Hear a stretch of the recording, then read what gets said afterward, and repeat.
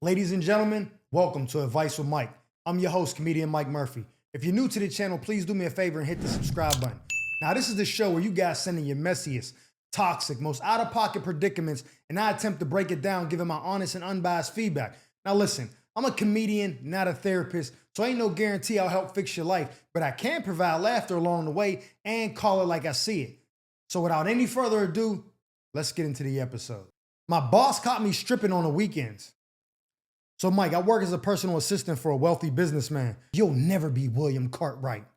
What he doesn't know is that on the weekends, I drive a couple hours away to the next big city and work as an exotic dancer. This ain't that type of party. I just came here to dance for y'all. That's it. What he pays me during the week is fine, but I make way more money in just one weekend from dancing. What's your Instagram? Nah. It's for market research purposes and whatnot.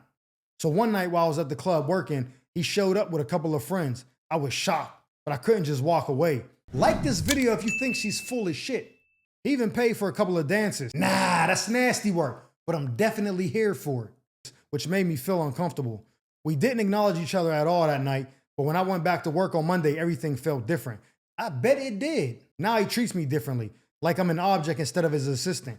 I feel disrespected. Oh, so men throwing money at you is cool, but now you feel disrespected. But I don't know how to handle it since he knows my secret. What should I do?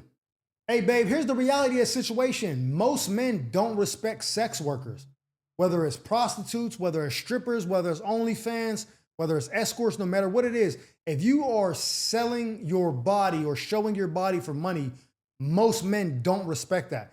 So no matter what you do or say or how good you are at your job, he's always going to look at you like a little sex worker. You know what I'm saying? Like, you might not like it, but that's the choice you made. You know what I'm saying? You can do whatever you want. It's your life, but that doesn't mean you're free of consequences. So if you're super uncomfortable, you just need to leave that job. Now, you may not get another job as good as that, whatever, but you said you make more money dancing. Maybe you just keep dancing. I don't know, but you're never going to be able to change the way he views you now. Because before this, he probably respected you, probably looked at you like, oh, she's a great woman, probably did your job really well, whatever. But subconsciously, he's not able to differentiate the you at work from the you he saw dancing on all these sweaty dudes at the strip club. You know what I'm saying? Him and his boys probably went, yo, let's go up to, you said it's the next big city, so y'all probably don't live in a big city. Yo, let's go up to the spot. They got the best strip clubs. He's like, yeah. They drive up, they come in, had a couple beers, sit down. Oh, there go my assistant. So then by him paying for dances from you was his way of letting you know he didn't respect you anymore. Because let's say he saw what you was going through and was like, damn, I feel bad, man. Shorty be working good. He wouldn't have paid for nothing. He might have pulled you to the side and was like, listen, don't worry about this. You're doing something on the side. I ain't got nothing to do with it. I'm not judging you. Me and my boys are over here, whatever. You're good. If that's what he would have done if he was respecting what he saw. You know what I'm saying? And I'm not even saying that he's right for that. I'm just saying that men have a hard time respecting women who engage in sex work. And whether you want to look at that like that or not, that's exactly what it is. Getting ass naked and having people throwing money at you is sex work. Because you're selling your body, which is nude, for profit. So as soon as he saw that, he was like, oh yeah, yo, honey, over here. Let me get 3 songs. You know what I'm saying? You grinding all on him and all that. Like, you couldn't decline. As soon as you saw him, you should have either left, went into the back or something, but it is a tough situation. But again, you put yourself in that situation by choosing to do that. And I already know where your mentality is at because you said, what he pays me is fine, but I would make way more money one weekend dancing at the club. So that just means you're insatiable. You have a good job working as a person, doing something respectable for a wealthy businessman, but that's not enough. I need to get the big bucks. So, I mean, live with your decision. Keep dancing. Leave that job if it's not good enough for you. Find another job or whatever. But that's just what comes with the territory. Like, and I'm not even saying you're a bad person or nothing. You know what I mean? Like, but again, man, most men aren't going to respect you like that. Like, you finding a man to take you serious in a relationship is going to be insurmountable feat. It's going to be very hard. Because even the dude who knows what you do and accepts you, you're not going to respect him because you know that he allows you to do that. And you're looking at him like, how weak are you going to be? Just let your woman dance on other dudes? Like, what's wrong with you? You know what I'm saying? Those relationships don't never work out. So it translates into everything else. That's why dudes come to them places. They grab on y'all. They throw money at y'all. They don't view you as people. They view you as an object. You're here for my pleasure. Take this money and dance. and y'all go up there and do it. Welcome to the stage, Caramel. You go up there and shake your ass in your chest and all that for dudes who are there to enjoy themselves. So my advice to you, honestly, is if you don't like how you're being treated, you feel like you're being disrespected, cool. That's fair. You don't have to be disrespected. Leave the job. It's not that hard. Come on, he knows your secret. What, you think he's gonna go on LinkedIn and be like, hey, you know the girl who was working for me? Yeah, sex worker. Nah, he ain't gonna say nothing. You gonna say, y'all put my 2 weeks, and he's like, all right, cool. You know what I mean? It was good working here. Whatever, like, it don't matter. Like, you know what I'm saying? He treats you differently. I had to look at the letter. He treats you differently. As long as he's not doing the essay, doing some type of assault, then yeah, you don't have nothing. You just gotta quit. Now, if he's crossing the line and he's putting his hands on you or something like that, nah, then you got to file a lawsuit. You know what I'm saying? Because that's too much. He can have no respect for what you do, but he can't touch you. That's differently. You know what I'm saying? So just leave the job if you're not happy and then find a new one. That's my advice to you, babe. But stay alert, stay alive. I'm tired of my boyfriend being a mama's boy. So me and my boyfriend been together for a few years. Every time I cook, clean, or do anything around the house, he always compares me to his mom. Tell him pop that woman's titty out his mouth. My mom doesn't cook it like that. My mom folds clothes this way. My mom keeps the house like this. Now, well, then go live with her then. So I finally snapped. I told him, if your mom was such a good woman, why she couldn't keep a man? Hey, yo, nah, that's super duper next level nasty work, but I'm definitely here for it. And why do you and your siblings all have different dads? Like this video if you think she's wild as shit. He just looked at me, didn't say anything, and walked out. Now I know I hurt him, but I don't feel bad. Should I apologize or stand on what I said? I'm sick of him being a mama's boy. Nah, babes, tell me what's the underlying issue. Ain't no way you just went off the deep end like that because he was telling you, yo, make my bacon like this. Nah, Mom Dukes makes the oatmeal a little bit differently. Why don't you fold my clothes? You know what I mean? Like when you make the bed, why don't you was like, yeah, that's why your mom ain't got no. Nah, that's crazy. There's gotta be, you must not like his raised for something else. What she said to you, what she did to you to make you hate her? Because ain't no way you just flex like that all crazy and then told him what it was. And you lucky you got all your teeth. Because if he's a mama's boy like that, you lucky he ain't snap and deck you. I'm saying you a knuckle sandwich. Because the dudes that be mama's boys like that, they emotions don't be regulated well. They be pacified. They be sissies. You know what I'm saying? They don't got no emotional control. So as soon as you say something they don't like, they usually snap. So the fact that he ain't lump your head up is crazy. You know what I'm saying? But I really want to know what the real issue is because you ain't telling me something. But let's just say that is the real issue. You doing this, you doing that, you doing et cetera or whatever, and he's always comparing you to his mom, so you just had enough and you just went off the deep end. Let's just say that's what actually happened. What you think he was going to achieve by that? You think he's going to come back from his, wherever he went to go vent and come back and just be like, oh, you're right, babe. Cook however you want. Clean the house however you want. Nah, you know what he's about to go do? He's about to go snitch on you to Mom Dukes. Yeah, guess what Kelly said? I didn't do nothing wrong. I just told her, like, you make the fried chicken like this. And she just went off saying, that's why we all got different dads and you can't keep a man. She said, what? Nah, it's beef now. Now Thanksgiving dinner, you can't even pull up the Mom Dukes crib and she ready to get the fair one. You owe her the fade, really? Nah, really, you owe Mom Dukes the fade because that was out of pocket, you know what I'm saying? I get that you don't like being compared, but you went off the deep end. And if she didn't do nothing to you to make you say that, then your emotions is really unregulated. You are unhinged, shorty. You're out of control. That's why you and all your siblings got different dads. And if your mom is really like that, if your mom's really her, why she can't keep no man? Shut up. Now let me cook the way I cook. Because I got you, right? He was like, oh. Maybe he left and was just like, damn, she got a boy. Mom Dukes really is a piece of shit. She ain't never got a dude. She couldn't keep my dad, my siblings' dad, none of that. Damn, maybe she got a point. He just had to go gather himself because he's facing reality. You didn't brought it to his attention and his mom's really ain't really her like that.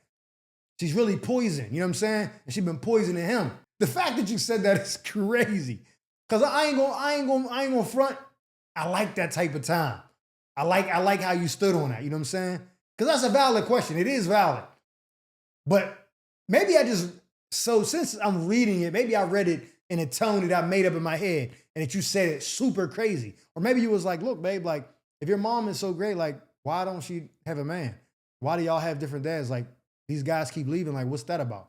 Like, maybe she's not doing something right. Maybe you're wrong. Maybe you said it like that, and I said it in my head. I read it like you was like, if your mom is really all that, why she don't got a man? Why you and all your brothers and sisters got different dads? Yeah, tell me that, Keith. If your mom is really like that, why is she miserable and lonely? Answer the question. That's how I read it in my mind. Maybe you didn't say it like that. Maybe it's me. Maybe it's not you. Maybe I'm bugging too. You know what I'm saying? Hova's voice. I don't know. But I can't believe you said that shit. Yo, Swede, it's a valid question. I don't know if y'all gonna work out. If he do come back, maybe he needs to answer that question. But I think you do need to have a conversation saying, look, I didn't mean it like that. But what I'm saying is, I have you. I've been with you for a minute. You're happy and all that. You want it this way, but that's not obviously not working for her. So why would I do something that hasn't worked for her? You know where I got this stuff? I got this from my mom. My mom and my dad been married for 40 years. So I'm going to continue to do what my mom taught me because she was able to keep a man.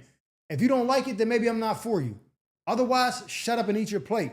That's just how it's going to have to be. That's my advice to you. But keep a safe distance. He might one too many jabs at Mom Dukes and he might haul off. And we ain't trying to, you know what I mean? The domestics that ain't cool. You know what I'm saying? Stay alert, stay alive. My wife wants a break from her household duties. So Mike, me and my wife always had traditional roles in our marriage. Oh yeah, that 50-50 convo ain't even a topic in y'all house. Yeah, I'm here for it.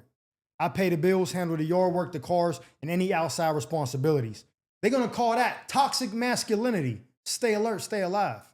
She takes care of the house and the kids, and she doesn't have a regular job. You know why women don't need to wear watches? Because the stove has a clock on it. Lately, she's been saying some days she just doesn't feel like cooking or cleaning. I feel that. So I told her that I don't get to take a day off from paying bills or putting gas in the car. Like this video if you think he's a piece of shit. So why should she get to take days off from her responsibilities? I bet you're writing me this letter from the doghouse as we speak. If she's tired, that's fine, but she needs to hire a cook or a maid because that's not my responsibility.